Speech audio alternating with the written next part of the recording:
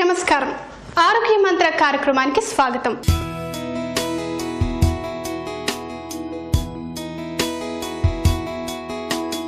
ఈ రోజు ఆరోగ్య మంత్ర ఎక్కడికి వచ్చేసిందో తెలుసా అండి?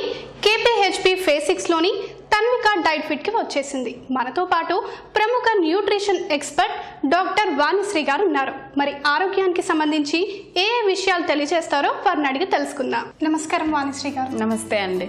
ఎలా ఉన్నారు? బాగున్నానండి. మీరు ఎలా ఉన్నారు? నేను చాలా బాగున్నాను మేడం. మరి మా సక్కులకు ఆరోగ్య మంత్ర కార్యక్రమంలో ఏం తెలియజేయబోతున్నారు? సో ఇవాళ ఆరోగ్య మంత్ర కార్యక్రమంలో ఫ్యాట్ సాల్యుబుల్ వైటమిన్స్లో ఒకటైన వైటమిన్ K గురించి వివరిస్తానండి. అసలు ఆ ఫంక్షన్స్ ఏంటి, అది శరీరానికి ఏ రకంగా హెల్ప్ అవుతుంది, డెఫిషియన్సీ వల్ల ఎలాంటి రకాలైన డిజార్డర్స్ కానీ ఎలాంటి ప్రాబ్లమ్స్ వస్తాయో, అండ్ ఏ ఫుడ్స్లో ఎక్కువగా ఉంటుంది, ఏ ఫుడ్స్ తీసుకోవడం వల్ల మనం సఫిషియెంట్గా వైటమిన్ K తీసుకోవచ్చు అనే విషయాలని నేను వివరిస్తాను. విటమిన్ K అంటే ఏంటి? అసలు విటమిన్ K వల్ల మన బాడీకి ఎలాంటి బెనిఫిట్స్ ఉంటాయి? సో వైటమిన్ K అనేది 3 రకాలుగా మన శరీరానికి లభిస్తుందండి. ఒకటి K1 అంటాం అనమాట. సో K1 అనేది ఓన్లీ ప్లాంట్ సోర్సెస్ నుంచి వస్తుందన్నమాట. సో ప్లాంట్ సోర్సెస్ అంటే స్పినాచ్ కానీ, అంటే ఎక్కువగా స్పినాచ్లో ఉంటుంది, గ్రీన్ లీఫీ వెజిటేబుల్స్ కానీ హోల్ గ్రెయిన్స్లో మనకి వైటమిన్ K లభిస్తుంది. సో అలాగే K2 అంటాం అనమాట. K2 అనేది యానిమల్ సోర్సెస్ నుంచి లభిస్తుంది. సో యానిమల్ ఫుడ్స్ కానీ, ఏ ఫుడ్స్ అయితే మనం మీట్ కానీ ఎగ్ కానీ ఇలాంటి వాటిల్లో నుంచి K2 లభిస్తుంది అనమాట.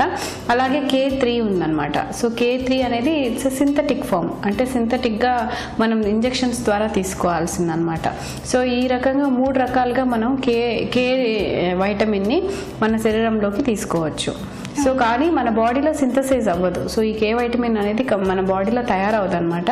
కంపల్సరీ మనం బయట సోర్సెస్ నుంచినే తీసుకోవాల్సి ఉంటుంది.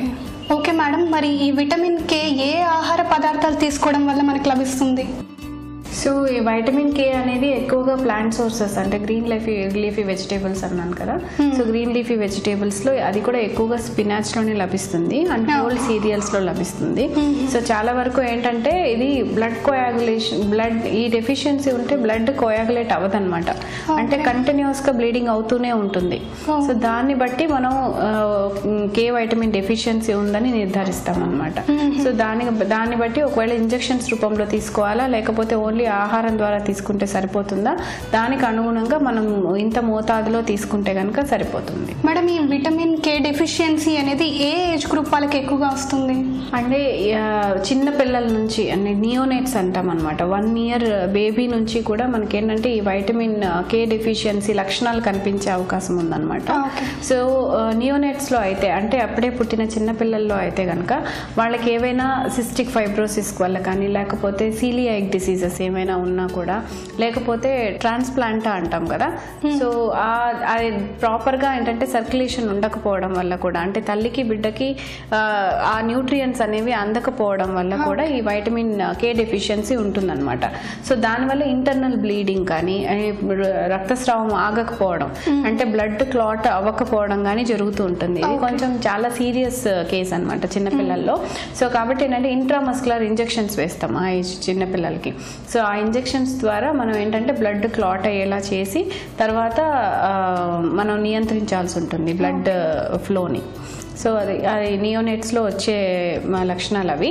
అలా కాకుండా పెద్దవాళ్లలో కూడా ఏంటంటే ఈ డెఫిషియన్సీ వచ్చే ఛాన్సెస్ ఉన్నాయన్నమాట. సో పెద్దవాళ్లలో కూడా నేను చెప్పినట్టు స్టెరిలిటీ అనేది ఒక problem, sterility of the intestine అంటాం అనమాట. అదొక కండిషన్. తర్వాత ఇంకొకటి సిస్టిక్ ఫైబ్రోసిస్, సిస్టిల్ కానీ ఫైబ్రోసిస్ ఉండడం వల్ల కానీ, లేదా మస్కులర్ డిస్ట్రోఫీ వల్ల కానీ, లేదా మస్కులర్ పెయిన్స్, తర్వాత ఇంటర్నల్ బ్లీడింగ్, అంటే ఏదైనా దెబ్బ తగిలి మనం పట్టించుకోకుండా డెఫిషియన్సీ ఉన్నప్పుడు ఓవర్ బ్లీడింగ్ అయ్యి అన్కాన్షియస్ స్టేట్లోకి వెళ్ళినప్పుడు అప్పుడు తెలుస్తుంది అనమాట యాక్చువల్గా వీళ్ళకి డెఫిషియన్సీ ఉంది అని. అప్పటి వరకు తెలీదు కొన్ని కేసెస్లో. సో అలాంటప్పుడు ఏంటంటే బైలరీ ఇన్ఫెక్షన్స్ అంటాం అనమాట, బైలరీ ఇన్సఫిషియన్సీ అంటాం. సో ఆ బైల్ జ్యూస్ ఇన్సఫిషియన్సీ ఉండడం వల్ల కూడా ఈ K డెఫిషియన్సీ అనేది వస్తుంది. సో కాబట్టి ఈ కండిషన్స్ అన్నీ చూసుకొని వాళ్ళకి K డెఫిషియన్సీ ఉంటే కనుక డెఫినెట్గా ఇంజెక్షన్స్ రూపంలో అప్పటికప్పుడు ఇస్తే కనుక డెఫినెట్గా బ్లడ్, అంటే ప్రోథ్రాంబిన్ లెవెల్స్, అంటే ప్రోథ్రాంబిన్ తక్కువగా ఉండడం వల్ల బ్లడ్ క్లాట్ అవ్వదు. సో మనం ఏదైతే ఇంజెక్షన్ ఇస్తామో దాన్ని నథింగ్ బట్ ప్రోథ్రాంబిన్ అంటాం అనమాట. సో అలా ఇంజెక్షన్స్ ద్వారా ఇచ్చి ఈ కండిషన్ ని మనం కంట్రోల్లోకి తెచ్చుకోవాల్సి ఉంటుంది. మరి మేడం ఈ విటమిన్ కే అనేది చిన్నపిల్లల దగ్గర నుంచి పెద్దవాళ్ళ వరకు రోజుకి ఎంత మోతాజులో తీసుకోవాలి? యాక్చువల్గా అయితే ఈ డెఫిషియన్సీ అనేది చాలా రేర్గా కనిపిస్తుందండి. అంటే అంత ఫ్రీక్వెంట్గా కే డెఫిషియన్సీ అనేది ఉండదు. ఎందుకంటే యూజువల్గా ఏంటంటే అది హెరిడిటరీ వల్లనో లేకపోతే ఏదైనా ఇంటర్నల్ బ్లీడింగ్ ఎక్కువ అవడం వల్లనో కొన్ని రకాలైన కండిషన్స్ వల్లనో ఇది కనిపిస్తుంది. కాబట్టి ఇంత మోతాదులో వీళ్ళకి తీసుకోవాలి అని ఏం ఉండదు అనమాట. అంటే అంత డోసేజ్ అవసరం ఉండదు. కాకపోతే రెగ్యులర్గా మనం తీసుకునే ఫుడ్లో ఏంటంటే గ్రీన్ లీఫీ వెజిటేబుల్స్, మిల్లెట్స్ కానీ హోల్ గ్రెయిన్స్ కానీ స్పినాచ్ లాంటివి అంటే పాలక్ లాంటివి ఎక్కువగా ఉండేటట్లు చూసుకుంటే కనుక ఆ బ్లడ్ క్లాట్ అవ్వడం అంటే బ్లడ్ ఫ్లో అవ్వడం ఆగిపోయి నార్మల్గా సఫిషియన్సీ ఉంటుంది అనమాట. కాకపోతే ఏంటంటే కొంతమందికి చాలా డెఫిషియన్సీ ఉన్నప్పుడు ఇమీడియట్గా మనం అంటే బ్లీడింగ్ ఎక్కువ అయిపోతూ ఉంటే it leads to severe condition కదా. సో అలాంటి కండిషన్ రాకుండా ఓన్లీ అప్పటికప్పుడు ఇంజెక్షన్ వేసినా కూడా ఇమీడియట్గా మనం ఆ డెఫిషియన్సీని రెక్టిఫై చేసుకోవచ్చు. Okay madam, vitamin K deficiency ఉందని ఎలా తెలుసుకోవచ్చు? సో వైటమిన్ కే డెఫిషియన్సీ ఉంది అంటే కనుక బ్లడ్ ఇమీడియట్గా క్లాట్ అవ్వదండి. ఏదైనా దెబ్బ తగిలినప్పుడు, ఇంజురీనో ఏదైనా క్రాక్ అయినప్పుడు మన శరీరంలోంచి కంటిన్యూస్గా బ్లడ్ ఫ్లో ఉంటుంది. సో 1 minute బ్లడ్ గడ్డ కట్టిపోవాలి. సో అలా గడ్డ కట్టకుండా కంటిన్యూస్గా బ్లడ్ ఫ్లో అవుతుంది అంటే కనుక వైటమిన్ కే డెఫిషియన్సీ ఉందని అర్థం అనమాట. Some times it leads to leukaemia also. So కాబట్టి ఏంటంటే కండిషన్ని బట్టి అంటే వాళ్ళు ఒకసారి టెస్టింగ్కి పంపిస్తే కే డెఫిషియన్సీ ఉంది అంటే కనుక డెఫినెట్గా ఇమ్మీడియట్గా బ్లడ్ కోయాగులెన్స్ ఇస్తారు. అంటే డెఫినెట్గా అది గడ్డ కట్టేటట్లు మెడిసిన్ ఇస్తారనమాట. అది ఇచ్చిన వెంటనే సఫిషియన్సీ వచ్చి నార్మల్గా బ్లడ్ గడ్డ కట్టేస్తుంది. సో మనకు తెలుసుకోవాలి అంటే కనుక ఇది ఒకటే. దీన్ని బట్టి ఏంటంటే మనకి బ్లడ్ అసలు క్లాట్ అవ్వట్లేదు, కంటిన్యూస్గా బ్లడ్ ఫ్లో అవుతుంది అంటే కనుక డెఫినెట్గా వైటమిన్ కే డెఫిషియన్సీ ఉందని అర్థం. మేడం, మరి విటమిన్ కే డెఫిషియన్సీ ఉన్నప్పుడు ఎలాంటి జాగ్రత్తలు తీసుకోవాలి?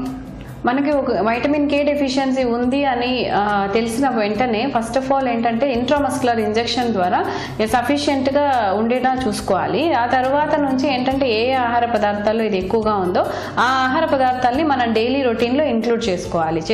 చేసుకుంటేనే డెఫినెట్గా ఇంకా ఫ్యూచర్లో మళ్ళీ ఈ డెఫిషియన్సీ రాకుండా నివారించవచ్చు. విటమిన్ కే గురించి ఎన్నో విషయాలు తెలియజేసినందుకు ధన్యవాదాలు. Thank you so much. ఇది ఇవాల్టి ఆరోగ్య మంత్ర కార్యక్రమం. మరో అందమైన ఎపిసోడ్లో మళ్ళీ కలుసుకుందాం. అంతవరకు సెలవు, నమస్తే.